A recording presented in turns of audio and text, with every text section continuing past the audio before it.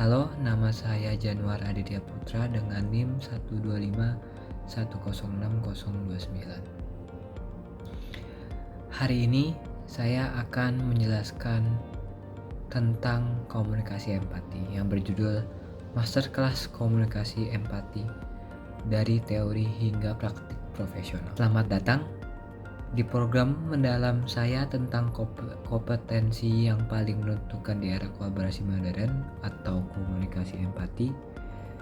Kita tidak hanya akan mendefinisikan konsep ini, kita akan membedahnya, mengidentifikasi mengapa ini sangat sulit dalam praktik, dan menyajikan model 3 pilar yang dapat Anda gunakan untuk mentransformasi interaksi profesional Anda, mulai dari resolusi konflik hingga kepemimpinan tim. Pertama, mari kita tegaskan perbedaannya. Simpati adalah merasa kasihan pada seseorang. Itu menciptakan jarak. Saya turut prihatin atas masalah Anda. Itu membangun jembatan. Bisa dibilang saya bisa memahami mengapa situasi ini membuat Anda frustasi. Di dunia korporat ini adalah miskonsepsi yang fatal. Mari kita bicarakan tentang business case. Penelitian secara konsisten menunjukkan bahwa kepemimpinan empatik secara langsung berkorelasi dengan peningkatan retensi talenta. Karyawan yang merasa dipahami oleh manajer mereka cenderung tidak mencari pekerjaan lain. Kedua, produktivitas tim yang lebih tinggi. Empati membangun keamanan psikologis yang memungkinkan pengambilan risiko yang sehat dan inovasi. Yang ketiga, pengurangan konflik. Sebagian besar konflik di tempat kerja berasal dari kesalahpahaman persepsi. Empati adalah penawarannya. Yang keempat, peningkatan hubungan klien. Klien yang merasa didengar, bahkan saat mereka mengeluh, akan tetap loyal. Jadi, mari kita perjelas. Ini adalah strategic skill dengan ROI yang terukur. Namun, jika ini sangat penting, mengapa kita sering gagal melakukannya? Sebelum kita membahas bagaimana caranya, kita harus jujur tentang mengapa tidak.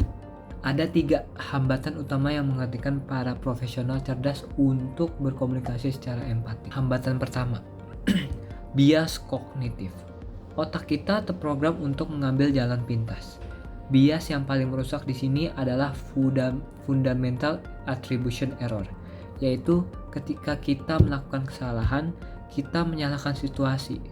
Tetapi ketika orang lain melakukan kesalahan, kita menyalahkan karakter mereka. Bias ini secara aktif menghalangi kemampuan kita untuk mengambil perspektif orang lain. Hambatan kedua, tekanan efisiensi. Kita hidup dalam budaya back-to-back meeting. Dibutuhkan waktu untuk mendengar.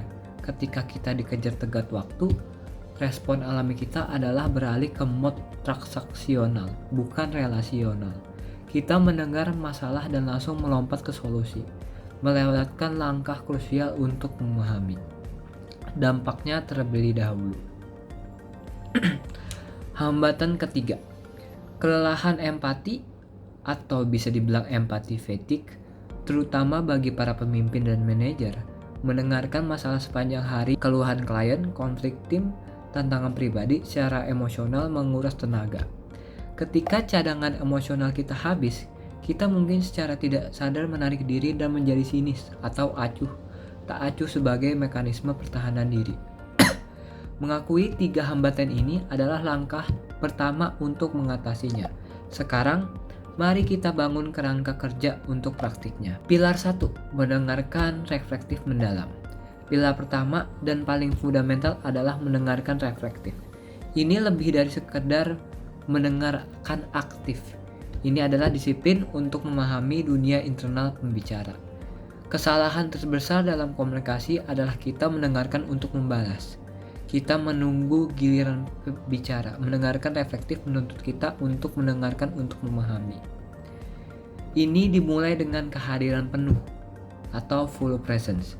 Ini adalah sinyal nonverbal. Apakah Anda meletakkan ponsel Anda menghadap ke layar Atau apakah Anda memutar tubuh Anda ke arah pembicara, melakukan kontak mata yang stabil dan menyingkirkan semua gangguan. Tubuh Anda mengirimkan sinyal Anda penting, atau Anda adalah gangguan yang jauh sebelum mulut Anda berbicara.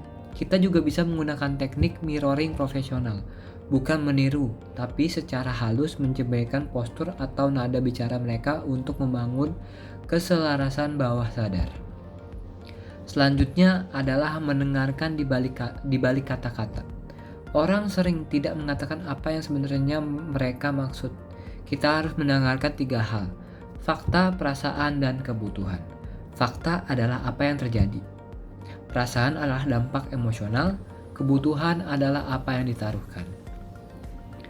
Setelah mereka berbicara, tugas kita adalah merefleksikan pemahaman, atau bisa dibilang parafrase. Ini adalah alat yang paling kuat. 1. Refleksi konten. Jadi jika saya pahami dengan benar, datanya menunjukkan bahwa kita akan melebihi anggaran jika ruang lingkup ini tidak diubah, benarkah? Kedua, refleksi perasaan. Saya mendengar ada banyak kekhawatiran dalam suara Anda. Sepertinya Anda merasa sangat tertekan oleh tenggat waktu yang baru ini. Dengan melakukan ini, memberikan mereka kesempatan untuk mengonfirmasi atau mengoreksi. Keduanya adalah hasil yang baik karena keduanya memperdalam pemahaman. Setelah kita memahami, pilar kedua adalah validasi. Disinilah sebagian besar interaksi profesional gagal. Saya ulangi poin krusial ini. Validasi bukan berarti persetujuan. Ini adalah kesalahan konseptual terbesar.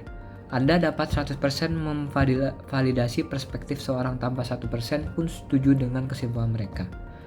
Validasi hanyalah pengakuan bahwa dari sudut pandang mereka, dengan informasi mereka dan pengalaman mereka, perasaan atau pikiran mereka adalah. Kita membaginya menjadi 2. Pertama, validasi kognitif. Ini mengakui alur berpikir mereka. Contoh, mengingat bahwa Anda belum menerima laporan terbaru, saya bisa memahami sebelumnya mengapa Anda sampai ada kesimpulan tersebut. Logikanya masuk akal. Atau, terima kasih telah memaparkan langkah-langkahnya. Saya melihat bagaimana Anda menghubungkan masalah A dengan masalah B. Kedua, validasi emosional. Ini mengakui dampak perasaan. Contoh, wajar jika Anda merasa frustasi setelah menghabiskan begitu banyak waktu pada proposal itu. Hanya untuk melihat arahnya berubah. Atau siapapun dalam posisi Anda, mungkin Anda merasa cemas dengan tingkat ketidakpastian ini. Sama pentingnya adalah menghindari perangkap invalidasi. Ini adalah frasa yang kita gunakan dengan niat baik, tetapi secara instan menutup percakapan. Tidaknya ini mengecilkan masalah. Kedua, seharusnya ini menghakimi. Jangan khawatir, ini meremehkan. Dan keempat, saya tahu persis, ini memindahkan fokus kembali ke Anda. Ganti semua itu dengan satu frasa sederhana. Ceritakan lebih banyak tentang itu. Pilar ketiga adalah tempat empati diterjemahkan menjadi tindakan respon terukur. Pemahaman pasti saja tidak cukup di lingkungan profesional. Kita harus bergerak maju. Setelah Anda mendengarkan dan memvalidasi, kini ada fondasi kepercayaan. Sekarang Anda dapat memutar percakapan ke arah solusi. Gunakan teknik jembatan. Ini menghubungkan validasi Anda dengan langkah selanjutnya. Contoh, saya sepenuhnya memahami kekhawatiran Anda tentang tenggat waktu. Mari kita bersama memetakan apa saja yang mutlak diperlukan untuk rilis pertama dan apa yang bisa ditunda. Bisa dibilang kolaborasi. Gunakan pertanyaan yang memberdayakan, bukan arahan. 1. Alih-alih. 2. Gunakan. 3. Atau. Disinilah kita memperkenalkan konsep lanjutan, empati asertif. Ini adalah keterampilan krusial bagi para pemimpin. Bagaimana Anda bisa tetap empatik sambil memegang teguh batasan, menegakkan standar atau menyampaikan berita buruk. Modelnya adalah validasi perasaan, tegaskan fakta. Contoh, menolak permintaan. Saya memahami betapa pentingnya proyek ini bagi Anda dan saya mengapresiasi Anda memikirkan saya. Namun kapasitas saya saat ini terisi penuh dan saya tidak akan dapat memberikan kualitas kerja yang layak untuk proyek ini. Mari kita lihat apakah kita bisa menemukan orang lain atau jadwal alternatif. Contoh, memberi umpan balik kritis. Saya tahu Anda telah bekerja sangat keras pada presentasi ini.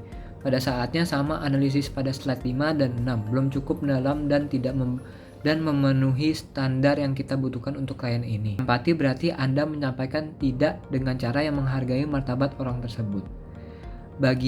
Mari kita rangkum masterclass. Kita telah menetapkan urgensi. Mari kita rangkum masterclass kita. Kita telah mengidentifikasi hambatan yang menghalangi kita, bias kognitif, tekanan efisiensi dan kelelahan, dan kita telah membangun model 3 pilar yang dapat ditindaklanjuti.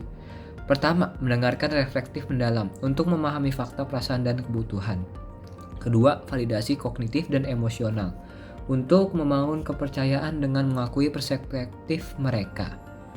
3. Respon terukur dan empati asertif untuk mengerahkan percakapan ke solusi sambil mempertahankan batasan profesional. Menguasai komunikasi lebih seperti termostat yang terus-menerus Anda kalibrasi. Ini membutuhkan latihan yang disengaja.